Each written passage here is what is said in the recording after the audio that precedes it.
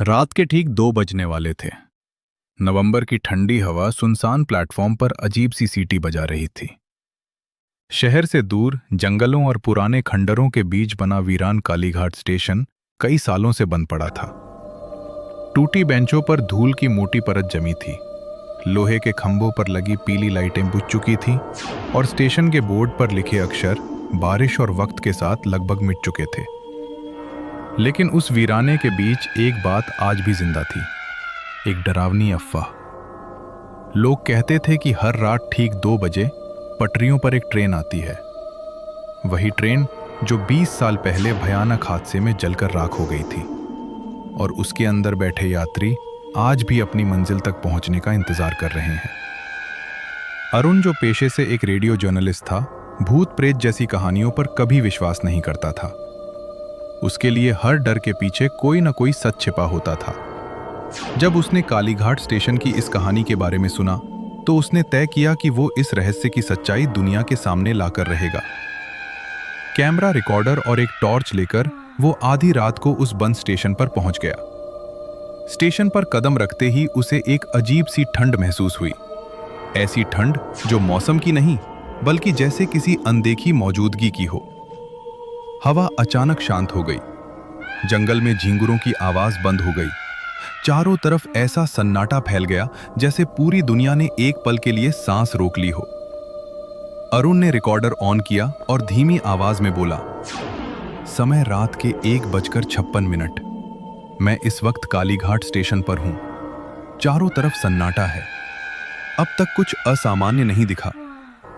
अरुण का गला सूख गया। उसने तुरंत पीछे मुड़कर देखा। वहां कोई नहीं था। अचानक दूर अंधेरे में एक तेज रोशनी चमकी। पटरियां कांपने लगी। लोहे के खंभे थरथराने लगे। हवा में जलते कोयले और जले हुए मांस की भयानक गंध फैल गई। और फिर धुएं के घने बादल को चीरती हुई एक काली ट्रेन सामने आई। उस ट्रेन का इंजन आधा जला हुआ था। खिड़कियों से पीली नहीं, खून जैसी लाल रोशनी बाहर आ रही थी। उसके पहियों की आवाज लोहे की नहीं, चीखों की तरह सुनाई दे रही थी, जैसे हर घूमते पहिए के साथ कोई दर्द से चिल्ला रहा हो। ट्रेन प्लेटफॉर्म पर आकर रुकी। दरवाजे अपने आप चर्र की आवाज के साथ खुल गए। अंदर बैठे यात्री बिल्कुल शांत थे, लेकिन वे इंसान नहीं लग रहे थे। किसी का चेहरा जला हुआ था, किसी की आंखें खाली काले गड्ढों जैसी थीं, किसी के शरीर का आधा हिस्सा गायब था। और फिर भी वे सब एक साथ अरुण की तरफ देखने लगे। उनके होंठ हिले, एक साथ, धीरे धीरे। टिकट दिखाओ। अरुण के हाथ कांपने लगे। उसके पास कोई टिकट नहीं था। उसने पीछे हटना चाहा, लेकिन तभी किसी बर्फ जैसे ठंडे हाथ ने उसके कंधे को पीछे से पकड़ लिया। उसने कांपते हुए गर्दन घुमाई। एक बूढ़ा टिकट चेकर उसके पीछे खड़ा था। फटी हुई वर्दी, आधा जला चेहरा और आंखों की जगह सिर्फ काला अंधेरा। उसने अरुण के कान के पास झुककर फुसफुसाया, बिना टिकट जो इस ट्रेन को देख ले, उसे सफर पूरा करना पड़ता है। इतना कहकर उसने अरुण को जोर से ट्रेन के अंदर धक्का दे दिया। दरवाजे बंद हो गए। ट्रेन चल पड़ी। और जैसे ही अरुण ने खिड़की से बाहर देखा, उसकी रूह कांप गई, क्योंकि बाहर कालीघाट स्टेशन नहीं था। बाहर वही प्लेटफॉर्म था, लेकिन वहां खड़ा अरुण खुद को देख रहा था, कैमरा हाथ में लिए, डरा हुआ, जैसे उसकी आत्मा ट्रेन में थी और शरीर अब भी प्लेटफॉर्म पर खड़ा था। तभी पीछे से धीमी टूटी हुई आवाज आई, भागकर कहां जाओगे? यहां जो आता है लौट कर नहीं जाता। अरुण ने मुड़कर देखा।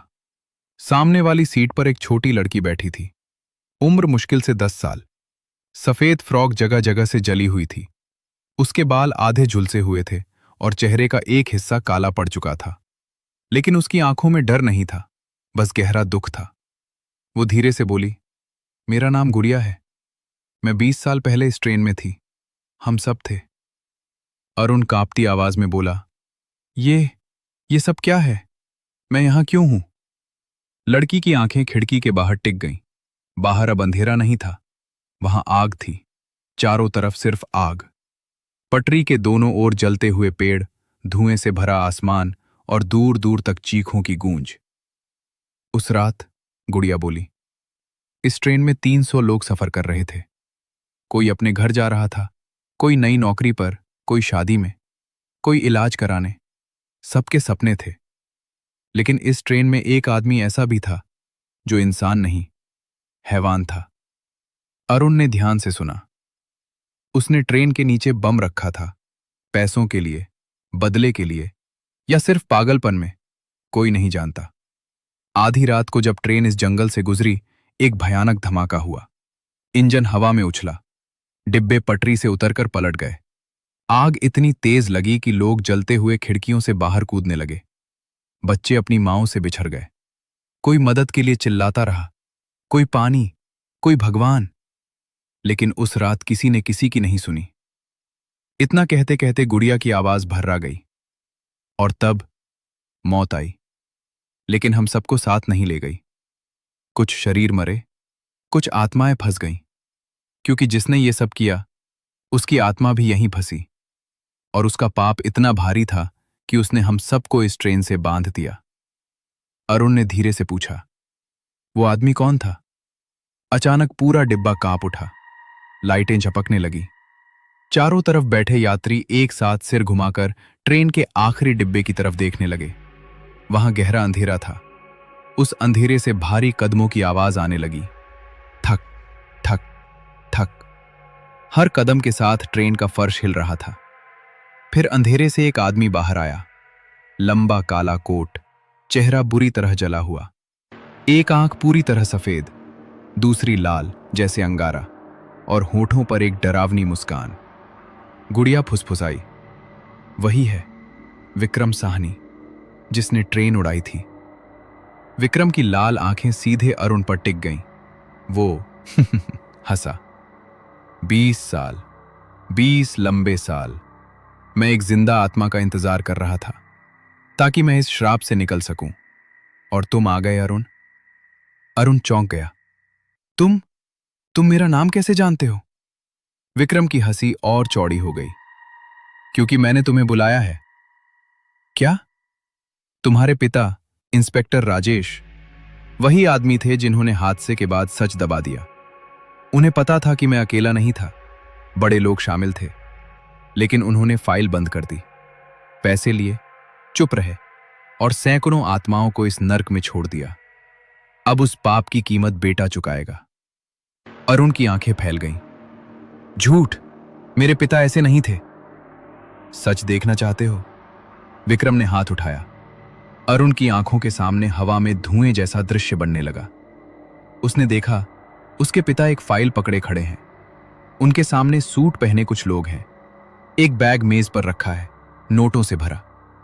उसके पिता बैग उठाते हैं, फाइल पर लिखते हैं, दुर्घटना का कारण तकनीकी खराबी। दृश्य खत्म हो गया। अरुण के पैरों तले जमीन खिसक गई। नहीं, नहीं। गुड़िया धीरे से बोली, तुम्हारे पिता बुरे इंसान नहीं थे। उन्होंने पैसों के लिए नहीं, तुम्हारी मां के इलाज के लिए मजबूरी में ऐसा किया था। लेकिन सच दबा और हम फंस गए। अरुण की आंखों में आंसू आ गए। तो मैं क्या करूं? गुड़िया ने कांपते हाथ से उसकी हथेली पकड़ी। ट्रेन के इंजन में एक काला संदूक है। उसमें उस हादसे की असली फाइल है, सबूत है। अगर उसे सूरज निकलने से पहले जला दिया तो श्राप टूट जाएगा। और अगर नहीं किया? गुड़िया की आंखें भर आईं।